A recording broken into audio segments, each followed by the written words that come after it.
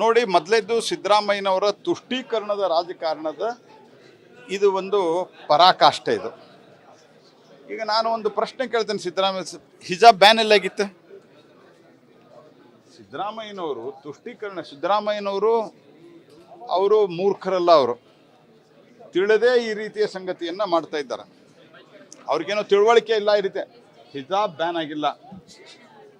ಹಿಜಾಬ್ ನೀವು ಇಲ್ಲಿ ಹೋಟೆಲಿಗೆ ಬರ್ತೀರಪ್ಪ, ಯಾರೋ ಮುಸಲ್ಮಾನ ತಾಯಂದಿರು, ಅಕ್ಕಂದಿರು, ಸಹೋದರಿಯರು ಇಲ್ಲಿ ಈ ಹೋಟೆಲಿಗೆ ಬರ್ತಾರೆ.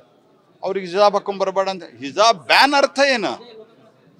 ಮೊದಲು ಸಿದ್ದರಾಮಯ್ಯನವರು ಇದನ್ನು ತಿಳ್ಕೋಬೇಕು, ಅಥವಾ ತಿಳಿದಿದ್ರು ತಿಳಿಯಲಾರದಂತೆ ಏನು ವರ್ತಿಸ್ತಾ ಇದ್ದಾರಲ್ಲ, ಇದನ್ನು ಬಂದ್ ಮಾಡಬೇಕು.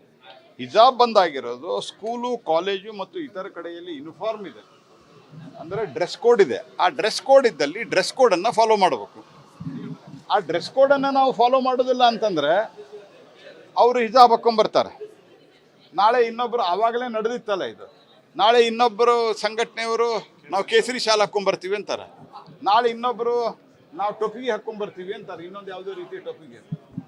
ಆವಾಗ ನೀವು ಕಾಲೇಜಲ್ಲಿ, ಸ್ಕೂಲ್ದಲ್ಲಿ ಮತ್ತು ಬೇರೆ ಬೇರೆ ಕೆಲಸ ಮಾಡುವ ಜಾಗದಲ್ಲಿ ಅವರು ಈ ರೀತಿಯಾಗಿ ಪರಸ್ಪರ ಅವರ ಜಾತಿ, ಅವರ ಒಂದು ಗುರುತಿಸಿಕೊಳ್ಳುವಿಕೆ ಆ ಕಲರ್ ಆಧಾರದ ಮೇಲೆ ಆಗ್ಬೇಕಂತ ಬಯಸಿದ್ದಾರೆ ಸಿದ್ದರಾಮಯ್ಯನವರು. ಈಗೇನಾದರೂ ಸ್ವಲ್ಪ ಆದರೂ ಸಮಾಜದ ಬಗ್ಗೆ ಕಳಕಳಿ ಇದೆಯಾ? ದೇಶದ, ರಾಜ್ಯದ ಬಗ್ಗೆ ಕಳಕಳಿ ಇದೆಯಾ ಸಿದ್ದರಾಮಯ್ಯನವರೇ? ಯಾರು ಹಿಜಾಬ್ ಬ್ಯಾನ್ ಮಾಡಿದ್ದಾರೆ? ನಾ ಹಿಜಾಬ್ ಬ್ಯಾನ್ ಹಿಂತೆಗಿತೀನಿ ಅಂತ ಭಾಷಣ ಮಾಡಿ ನಾನು ನೋಡಿದೆ. ಅದನ್ನು ಯಾರು ಹಿಜಾಬ್ ಬ್ಯಾನ್ ಮಾಡಿದ್ದಾರೆ? ಎಲ್ಲಿ ಬೇಕಾದಲ್ಲ ಹಾಕೊಂಡು ತಿರುಗಲಿ. ಎಲ್ಲಿ ಡ್ರೆಸ್ ಕೋಡ್ ಇದೆ ಆ ಡ್ರೆಸ್ ಕೋಡನ್ನು ಫಾಲೋ ಮಾಡೋದು. ಈಗ ನಾಳೆ ಯಾವುದೋ ಒಂದು ಮಿಲಿಟ್ರಿ, ಪ್ಯಾರಾಮಿಲಿಟ್ರಿ, ಪೊಲೀಸ್ ಫೋರ್ಸ್ದಲ್ಲಿ ನಾನು ಹಿಜಾಬ್ ಹಾಕೊಂಡ್ಬರ್ತೀನಿ ಅಂತ ಹೆಂಗಾಗತ್ತೆ? There is a system, dress code system ಇದೆ.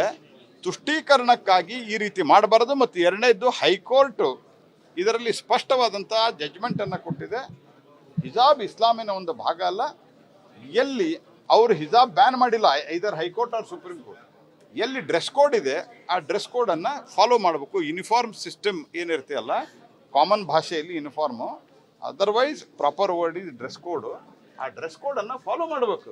ಈ ಡ್ರೆಸ್ ಕೋಡ್ ಫಾಲೋ ಮಾಡಲಾರ್ದೆ ನಾನು ಹೆಂಗೆ ಬೇಕಾದಂಗೆ ಇರ್ರಿ ಅಂತ ಕೊಡ್ತೀನಿ ಅಂತಂದ್ರೆ ಅರಾಜಕತೆ ಉಂಟಾಗತ್ತೆ. ಸಿದ್ದರಾಮಯ್ಯನವರು ಇದನ್ನು ಅರ್ಥ ಮಾಡ್ಕೋಬೇಕು. ತುಷ್ಟೀಕರಣದ ಪರಾಕಾಷ್ಠೆಯಿಂದನೇ ನೀವು ಸ್ವತಃ ಮುಖ್ಯಮಂತ್ರಿ ಆಗಿದ್ದವರು.